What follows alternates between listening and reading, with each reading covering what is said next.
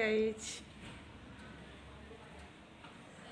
आज जिस टॉपिक पे बात करने वाली हूँ वो टॉपिक तो आज का टॉपिक है neuroplasticity.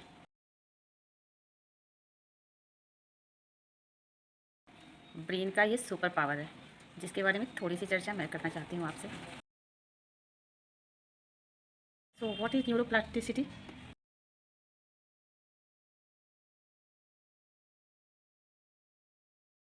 Sending repetitive thought to brain is called neuroplasticity. कि अपने दिमाग को हम कोई भी थॉट बार बार भेजते हैं, चाहे वो नेगेटिव हो या पॉजिटिव, तो हमारे ब्रेन में वो विकसित होने लगता है और आपको वो रियल लाइफ में इंसिडेंट दिखने लगते हैं।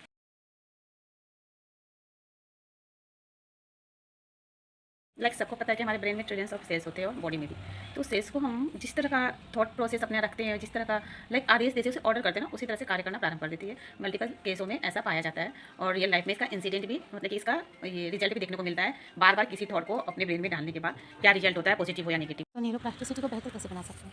डेली रूटीन के अलग हटकर कुछ काम करने से ब्रेन में फंक्शन में सुधार होता है, न्यूरोप्लास्टिसिटी की क्षमता में विकास होता है। हम अगर अपने ब्रेन को बार बार ये सिग्नल भेजें कि आई एम वेरी ब्यूटीफुल, मैं बहुत सुंदर हूँ, स्मार्ट हूँ, इंटेलिजेंट हूँ, तो हमारा ब्रेन वो एक्सेप्ट कर लेता है। फिर उसे उस तरह के लोगों से मुलाकात होने लगती है। जैसे कि कल मैंने बताया था कि सबकॉन्शियस माइंड में ये चला जाता है जो चीज़, उसी के तरह से बिहेव करता है इंसान। तो सबकॉन्शियस माइंड में जिस तरह के आप थॉट भेजते हैं ना, वो न्यूरोप्लास्टिसिटी ये है कि बार बार एक ही चीज़ को सोचना, बार बार एक ही चीज़ के बारे में डीपली सोचना कि हाँ मैं ऐसा हूँ ऐसा हूँ। वो सोचने से उसका प्रभाव मस्तिष्क पे और शरीर पे होता है। जैसे अगर आप किसी चीज़ के बारे में जल्दी से नहीं जानते कि वो नेगेटिव है, और अगर आपके साथ ऐसा हो गया, जैसे किसी बच्चे को नहीं पता है कि क्या गलत है क्या सही है, इधर क्या है, छूने से क्या होगा, ये आपके पास जाने से क्या होगा, या फिर यहाँ डेंजर है, तो वो अपना खुश रहता है ना मेंटली, कि उसको कोई दिक्कत नहीं होता। मगर अगर किसी इंसान को ये नहीं पता हो कि सांप को काटने से जहर फैल जाता है बॉडी में, और जैसे कि आपने सुना हो और मर जाते हैं, तो जैसा कि आपने सुना हो कि 90% केसों में सांप के जहर से ज़्यादा इंसान जो वो सोचता है ना कि अब तो ये जहर चला गया मेरे ब्रेन में, मेरे शरीर में, अब तो मैं मर जाऊंगा। तो ये इफेक्ट, ये न्यूरोप्लास्टिसिटी है, ये कि पहले से उसके में स्टोर्ड है कि सांप के काटने से इंसान मर जाता है, और बार बार उसको काटने के बाद थॉट आते हैं, इसी तरीके के थॉट आते हैं उसके ब्रेन में, वो मूर्छित भी हो जाता है, इंसेंट भी हो जाता है, बेहोश हो जाता है, फिर भी उसके दिमाग में जो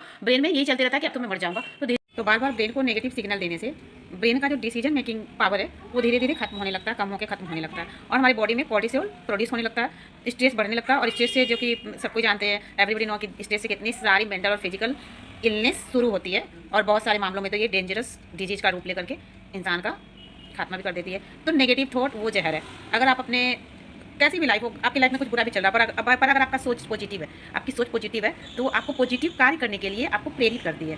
जिस पॉजिटिव सोच को आप, ये छोटा सा सोच नहीं, सोच से बहुत बड़ी सोच करिए। कुछ भी काम करने जाए उसको पहले सोचते हैं ना, ये करना है, मुझे ये करना है, मुझे यहाँ जाना है, दिमाग में लाते हैं, फिर उसको एक्टिवेट करते हैं अपने लाइफ में, मतलब कार्यान्वित करते हैं, उसको परफॉर्म करते हैं। तो इसलिए पहले सोच को अपना नेगेटिव से पॉजिटिव बनाना काफ़ी जरूरी होता है अपनी लाइफ। तो अपने बार बार अपने ब्रेन में पॉजिटिव सोचने से कि मैं अच्छा हूँ, इंटेलिजेंट हूँ, मेरे लाइफ में सब कुछ अच्छा है, मेरे प्रॉब्लम तो यूँ सॉल्व हो जाएंगे, ये बार बार थॉट जो क्रिएट होते हैं हमारे ब्रेन में, तो ये एक बड़ा कनेक्शन बनाते हैं हमारे ब्रेन में, जिसे कि न्यूरोप्लास्टिसिटी कहते हैं। हमारे ब्रेन का सुपर पावर बन जाता है वो, और फिर पॉजिटिव सोचते हैं, उसके अनुसार आपको इंथुसियास्टिक फील होता है अपनी लाइफ में, बॉडी में, माइंड में, तो आप कुछ करने के लिए प्रेरित होते हैं और अच्छा करते हैं। उसके बाद उसी अनुसार आप अपने विचारों के अनुसार कार्य करना प्रारंभ करते हैं। तो ये जैसे नींद सोने के लिए जाते हैं आप रात को, तो पहले नींद आती नहीं है मोस्टली टाइम, तो लोग सोने जाते हैं, लाइट बंद करके अब सोना है, तो ब्रेन को ये धीरे धीरे सिग्नल जाता है और नींद आ जाती है। सेम वही प्रोसेस है कि आप सोच रहे हैं अपनी लाइफ में अच्छा सोच रहे हैं, उसका अच्छा परिणाम ही आएगा।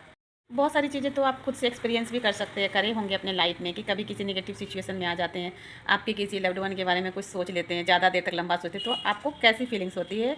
कि आपको सच में फील होता है ना नेगेटिव, बहुत देर तक सोचते रहते हैं किसी के बारे में, तो फिजिकली भी एकदम वीक फील करते हैं, मेंटली लगता है कि आप बहुत टायर्ड है, एग्जॉस्ट फील करते हैं। तो बहुत सारी चीज़ें तो खुद पे एक्सपीरियंस करके भी देख सकते हैं कि ये सब चीज़ें रियल में होती है। डॉक्टर या फिर न्यूरो सर्जन के लिए तो अलग बातें, वो लोग गहराई में जान करके हर चीज़ों का डिटेल्स में बताते हैं। Hey there, and welcome to another Health Essentials podcast. I'm John Horton, your host. We all understand that keeping the muscles in your bodies fit and strong requires work, but the same concept also holds true for your brain.